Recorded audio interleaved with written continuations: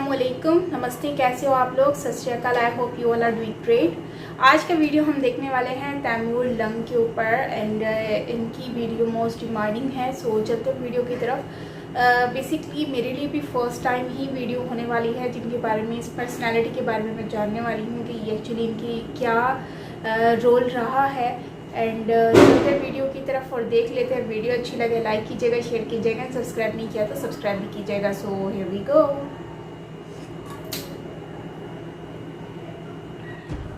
इतिहास ऐसे बहुत से खूनी और वही सी दरिंदों से भरा पड़ा है जो कहने को तो बादशाह थे पर काम लुटेरों और हथियारों से भी बढ़कर करते थे।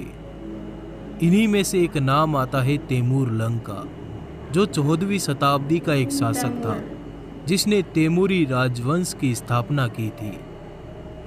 उसका राज्य पश्चिमी एशिया से लेकर मध्य एशिया होते हुए भारत के कुछ हिस्सों तक फैला हुआ था।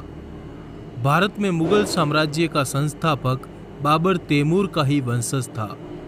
आइए इस वीडियो में हम जानते हैं इतिहास के इस सबसे खूंखार बादशाह के बारे में जिसने अपने काल में शहरों के शहर तबाह कर दिए थे। तैमूर लंग का जन्म 6 अप्रैल 1336 में उज्बेकिस्तान के एक शहर शहर-ए-सब्ज में हुआ था। कहा जाता है कि तैमूर के पिता ने बौद्ध धर्म छोड़कर इस्लाम धर्म कबूल कर लिया था और तैमूर भी आगे चलकर इस्लाम का कट्टर अनुयायी हुआ। परिवार की गरीबी के चलते तैमूर ने बचपन से ही छोटी मोटी चोरियां करनी शुरू कर दी। धीरे धीरे उसने अपनी एक गैंग बना ली। गैंग बनाने के बाद तैमूर ने बड़ी बड़ी लूटपाट की घटनाओं को अंजाम देना शुरू कर दिया और इस तरह वह एक खूंखार लुटेरा बन गया। सन 1370 के आसपास समरकंद के मंगोल शासक के मर जाने के बाद तैमूर ने समरकंद की गद्दी पर कब्जा कर लिया। तैमूर मंगोल विजेता चंगेज खान की तरह ही समस्त संसार को अपनी शक्ति से रौंद डालना चाहता था और सिकंदर की तरह विश्व विजय की कामना रखता था। तैमूर नाम का मतलब लोहा या फौलाद होता है और लंग का अर्थ होता है लंगड़ा। यह शब्द उसके नाम के साथ इसलिए जोड़ा गया क्योंकि उसने किसी जंग में अपना एक पैर गंवा दिया था। वह चंगेज खान का वंशज होने का दावा करता था लेकिन असल में वह एक तुर्क था। तैमूर ने सबसे पहले साल 1380 में इराक की राजधानी बगदाद पर हमला बोला था, जहां उसने हजारों लोगों का कत्ल करके उनकी खोपड़ियों के ढेर लगा दिए। फिर उसने एक के बाद एक कई खूबसूरत राज्यों को खंडहर में बदल दिया। इस भयानक हमले में उसने इराक के शहरों के शहर जलाकर राख कर दिए। कटी हुई गर्दनों के बड़े बड़े ढेर लगवाने में उसे खास मजा आता था। कई देशों में लूटपाट के दौरान तैमूर ने न सिर्फ धन दौलत जमा की बल्कि उसने एक विशाल फौज भी तैयार कर ली थी। तैमूर एक तेज दिमाग व बहादुर लीडर भी था जिसके चलते सिपाही उसकी बहुत इज्जत किया करते थे। वह हर जंग में हमेशा पहली लाइन में खड़ा होता था और यह बात उसके सिपाहियों के दिलों में जोश भरने का काम करती थी। तैमूर का भारत पर हमला। कई राज्यों को जीतने के बाद तैमूर ने भारत पर हमला करने की योजना बनाई। उसने भारत की धन दौलत के बारे में बहुत कुछ सुन रखा था, अतः वो भारत पर हमला करने के लिए बड़ा आतुर था। शुरू में तैमूर के सेनापति भारत पर हमला करने के लिए तैयार नहीं थे, पर तैमूर ने भारत विजयी को धर्म युद्ध कहकर नारे लगवाने शुरू कर दिए। इसी जोश में उसके सेनापति भारत पर हमला करने के लिए तैयार हो गए।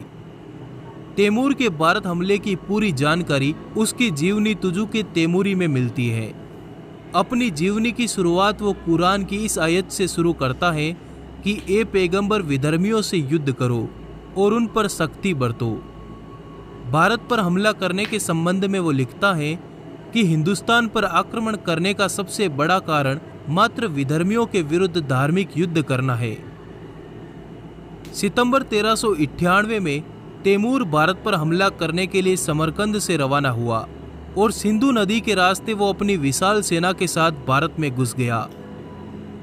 सबसे पहले उसने तुलुम्बा नगर पर हमला करके वहां की जनता का कत्ल करके लाशों के ढेर लगा दिए और कईयों को बंदी बनाकर आगे बढ़ने लगा। इसके बाद उसने कश्मीर की सीमा पर कटोर नामक एक राजपूत किले पर हमला किया। इस किले और आसपास के नगरों के कई लोगों का सामूहिक कत्लेआम कर दिया गया।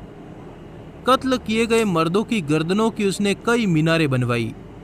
तैमूर अपनी जीवनी में लिखता है कि थोड़े ही समय में दुर्ग के तमाम लोग हमारी धारदार तलवार से मौत के घाट उतार दिए गए।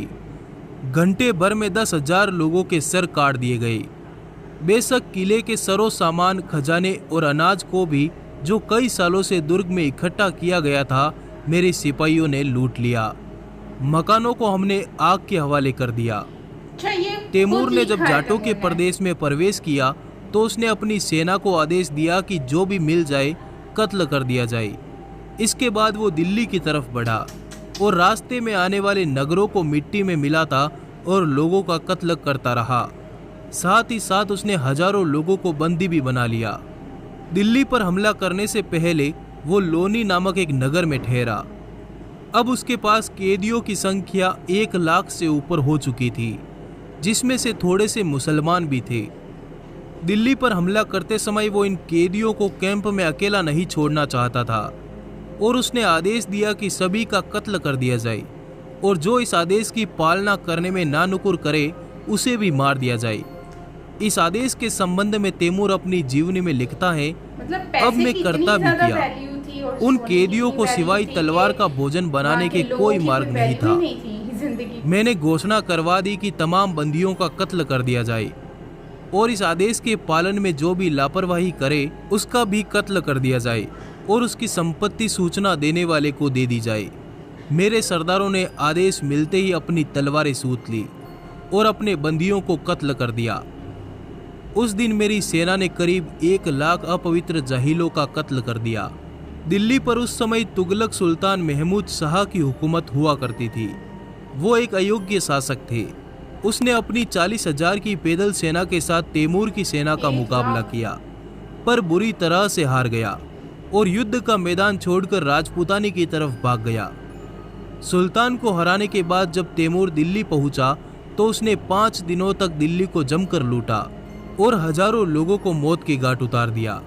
उसकी इच्छा भारत में रहकर राज करने की नहीं थी, इसलिए 15 दिन दिल्ली में रहकर वो वापस अपनी राजधानी समरकंद की ओर चल दिया।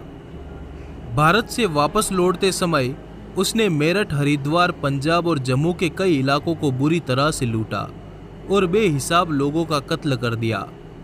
भारत में लगभग 6 महीने रहने के बाद वो 19 मार्च 1399 को सिंधु नदी पार करके भारत से चला गया।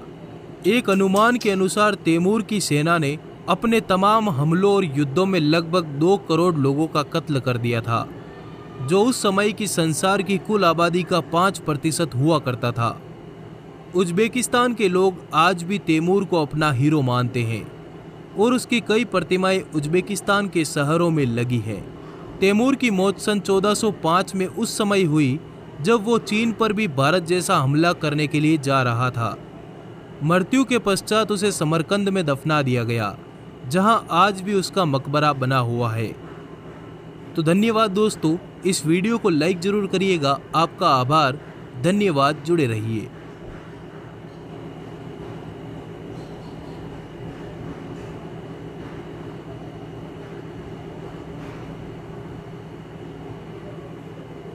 अच्छा, तो ये तैमूर था।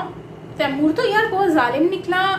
वो तो सुनने में आता था कि काफ़ी अच्छा था और उसने तो बहुत काम किया है और वो तो बहुत ही अच्छे काम करता था, लेकिन ये तो उल्टा ही नज़र आता है। तैमूर नाम तो इतना लोग खुशी से रखते हैं कि एक प्राउड फील करके, लेकिन यहाँ तो कुछ कहानी अलग ही देखने को मिलती है। लेकिन बहुत बड़ी बात है कि ये इस तरह की चीज़ें हमें देखने को मिली कि तैमूर एक मतलब कि गरीब घर से पैदा हुआ और उन्होंने जो है आगे जो है वो लोगों को मारा, चोरियाँ की, अपने लोगों को बनाया, मतलब एक टीम बनाई। उसके बाद फिर ये सारी चीज़ें जो हमें देखने को मिली, तो मैं तो हैरान इस चीज़ की हूँ कि तैमूर जो है उसने इतने लोगों को मारा और उन लोगों को मारना मतलब उस टाइम पर ज़ेवरात की, गोल्ड की, पैसे की इतनी वैल्यू थी कि इंसान की ज़िंदगी की वैल्यू नहीं थी। इतना जुल्म और फिर दिल्ली में जाकर उन्होंने उनको भी वहाँ पर भी बंदियों को मारा, लूट मार की। मतलब इसीलिए लोग इनको लुटेरे बोलते हैं, क्योंकि इन्होंने चोरियाँ डकैतियाँ की, उसके बाद फिर मार के भी आ गए। तो मतलब ये फिर तो मैं ये कहूँगी कि ऐसा तो कोई इंसान कर ही नहीं सकता यार। इंसान, ये तो सरासर हैवानियत है। क्या आप एक इंसान, एक महाराजा हैं या सरदार हैं या जो भी हैं, और आप आके अपने लोगों को कत्ल कर रहे हो, आप इंसानों की कत्ल कर रहे हो, अभी सरेआम कर रहे हो अपनी तलवार की तौर पर। तो ये तो एक बड़े अफसोस की बात है कि लोग यहाँ पर इनके प्राउड करते हैं। और उज़्बेकिस्तान में लोगों ने हथियार, मतलब कि उनका पूरा एक वो बनाया हुआ है, जो है वो मूर्ति वगैरह उनकी बनाई हुई है, स्टैचू बनाया हुआ है कि हाँ ठीक है ये हमारा बड़ा है। क्योंकि शायद ये भी रीज़न है कि वहाँ पर वो वहाँ से बिलोंग करते थे तो उनके लिए प्राइड होगा।